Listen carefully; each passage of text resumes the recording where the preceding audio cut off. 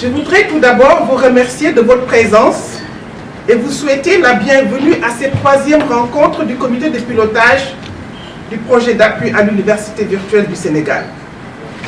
J'y vois le témoignage renouvelé de votre engagement et accompagnement dans notre combat pour le triomphe de notre système d'enseignement supérieur. Pour ma part, l'exercice auquel je vais me soumettre cet après-midi est d'abord exaltant et revêt toute son importance par rapport à l'évaluation des performances du projet, au contrôle a posteriori des actions que nous avons menées, mais surtout en l'enrichissement personnel que je tire de vos contributions à la fois constructives et pertinentes.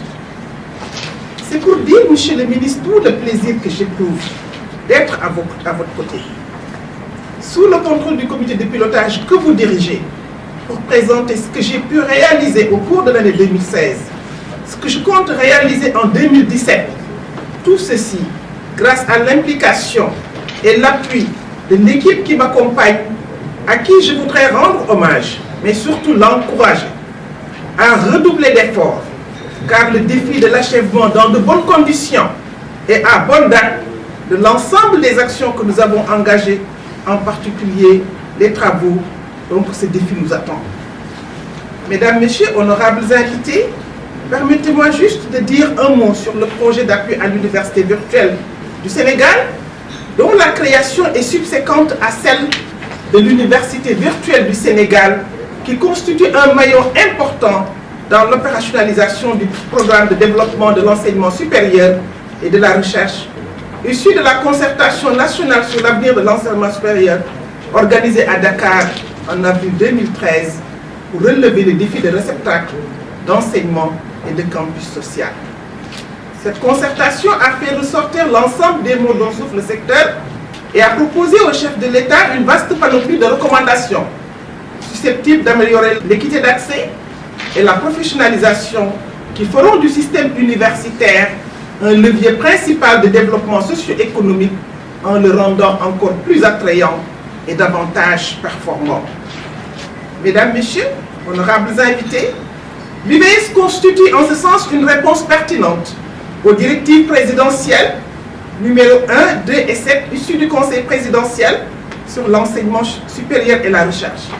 Il s'agit plus spécifiquement de mettre les TIC au cœur du développement de l'enseignement supérieur et de la recherche, réorienter le système d'enseignement supérieur vers les sciences, la technologie, les formations professionnelles courtes, renforcer la carte universitaire pour favoriser l'accès, diversifier l'offre de formation et s'assurer de la qualité de l'enseignement supérieur. Donc le PAIVS a démarré dans ce contexte en août 2014 suite à l'accord de prêt signé le 27 mars 2014 entre le gouvernement du Sénégal et la Banque africaine de développement. Il intervient dans 5 régions, Dakar au niveau du département de Guédiawaye, Thiès, Kaolack, Saint-Louis et Ziguinchor. Son objectif est d'accompagner l'UVS par la réalisation de 5 espaces numériques ouverts et son siège qui sera érigé à Diamniadio dans ce qu'on appelle la Cité du Savoir. Le PAIVS accompagne également l'UVS dans la partie pédagogique par la production de nouveaux curricula et référentiels de formation, la diffusion des cours à travers les plateformes dédiées, le renforcement de capacités du personnel enseignant et de recherche et du personnel administratif, technique et de service, ainsi que l'élaboration et la vulgarisation de son plan stratégique de développement. Mesdames, Messieurs, je voudrais me réjouir de notre retrouvaille de cet après-midi, car nous sommes à une phase d'exécution où véritablement l'espoir est permis. En effet, la capacité de la coordination du projet à prendre en charge correctement les contraintes et à surmonter les obstacles qui surviennent en trouvant des solutions appropriées ont grandement facilité la poursuite du projet dans de bonnes conditions et aujourd'hui, l'évolution favorable des chantiers combinée aux importants résultats atteints au niveau des composantes 2 et 3 nous donne bon espoir de pouvoir clôturer le projet avec un sentiment de satisfaction d'avoir atteint les objectifs qui lui sont fixés. Monsieur le ministre, chers invités, depuis le démarrage des chantiers en juillet 2016, nous avons beaucoup appris. Et je peux vous assurer que l'ENO en tant qu'infrastructure n'est pas un ouvrage simple à réaliser, ni du point de vue technique, ni du point de vue technologique, ni au niveau architectural. Cela peut paraître un bâtiment ordinaire en R+1 avec 1300 m² de surface bâtie ayant l'air d'une villa, alors que sa réalisation est très complexe. En fait, l'ENO est très sophistiqué. Du fait que ces édifices sont considérés comme des édifices, sont des édifices recevant du public, les structures sont très solides. À la limite même, on peut dire surdimensionnées, avec des matériaux de premier choix, tels que le choix du fer, le choix du béton. Ce béton est soumis à des tests d'éprouvettes à différentes étapes de la réalisation pour s'assurer de sa solidité.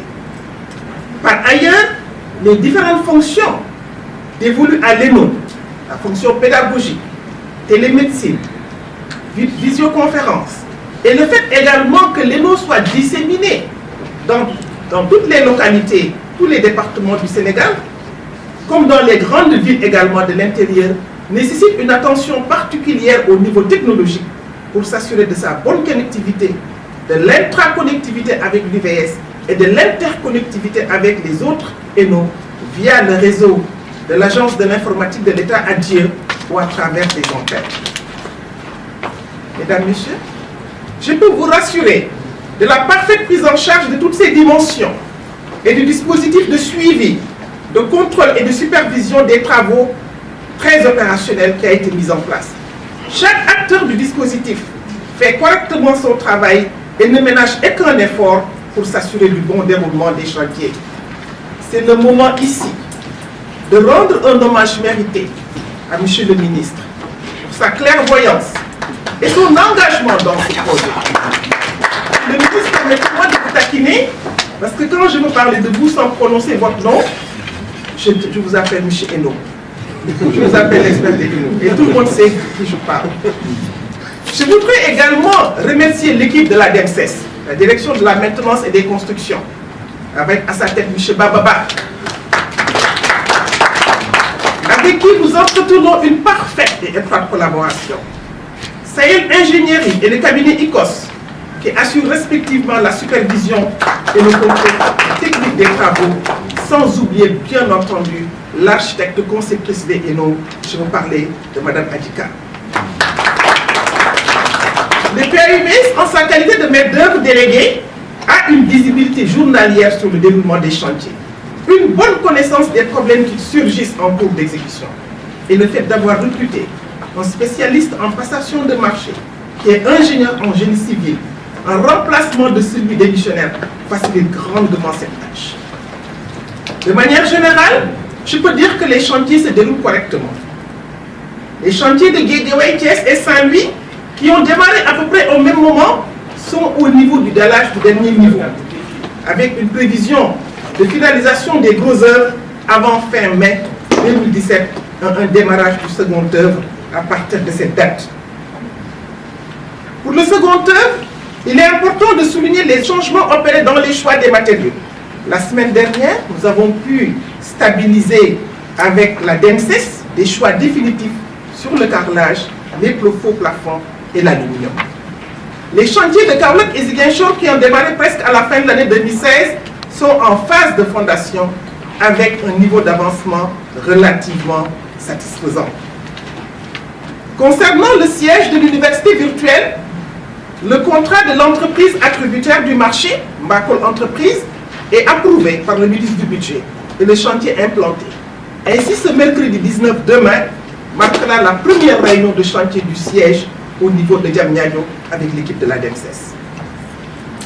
Pour ce qui concerne la composante 2, son exécution a pris une nouvelle allure avec l'avènement du professeur Moussa Lo comme nouveau coordonnateur de l'UVS. En effet, il porte une attention particulière à cette composante, ce qui lui a permis en peu de temps, ce qui nous a permis en peu de temps de réaliser de nombreuses activités très pertinentes. Je souhaiterais que cette dynamique soit maintenue pour achever l'ensemble des activités restantes d'ici la fin de l'année 2017. La mise en œuvre du plan de communication élaboré dans le cadre du projet a permis de conduire une mission d'information et de sensibilisation dans les 5 régions d'intervention du projet, Cette sensibilisation, dont l'UVS a été partie prenante, a impliqué des autorités administratives, gouverneurs, préfets et sous-préfets, autorités locales, chefs de services déconcentrés de l'État, parents d'étudiants, à travers des comités départementaux de développement, CDD, suivis de visites de chantier. Ces CDD ont été fortement appréciés par les participants et ont été suivis de forums qui ont favorisé une interaction entre les étudiants de l'UVS, le PAUVS et les parents des étudiants. Je prends l'engagement de renouveler en relation avec l'UVS cette activité en 2017 pour justement consolider les acquis. Un autre aspect important, c'est l'étude des comptes du projet. Parce que l'obligation de rendre compte nous oblige à parler de l'audit des comptes, qui a couvert la période allant d'août 2014 au 31 décembre 2015 a été positif. Et les recommandations formulées par l'auditeur et par la BAD ont permis au projet d'améliorer son contrôle interne et ses écritures comptables. Nous sommes tout à fait rassurés que l'audit 2016, que nous allons démarrer d'ailleurs dans le courant de ce mois d'avril 2017, sera tout aussi positif que celui de 2015. Je dois signaler à ce titre la démission depuis le 9 décembre 2016 du comptable du projet. Il a été remplacé depuis le 15 mars 2017 par un autre comptable, mais il reste, excusez-moi de la répétition, comptable des écritures de 2016. Donc le projet est resté 3 mois sans comptable. Ce n'était pas une situation simple, justement à un moment où nous devions accélérer les décaissements avant la clôture de l'exercice. Grâce à la compréhension de la direction de l'investissement, gestionnaire des fonds du prêt, nous avons pu gérer cette transition en poursuivant nos activités assez correctement. Mesdames, Messieurs, Monsieur le Ministre, je voudrais ici vous donner toutes les assurances de mon engagement renouvelé et celui de l'équipe qui m'accompagne à travailler sans relâche pour la finalisation dans les délais raisonnables des chantiers qui incombent au projet. Je ne saurais terminer sans remercier le gouvernement du Sénégal et plus particulièrement Monsieur le ministre de l'Enseignement supérieur pour son appui constant. C'est l'occasion pour moi de lui donner toutes les assurances de mon engagement sans réserve, Monsieur le ministre, et sans limite à travailler à vos côtés avec loyauté et fidélité, avec un devoir sacerdotal de compétence et transparence totale dans toutes mes activités. Je vous remercie de votre aimable attention.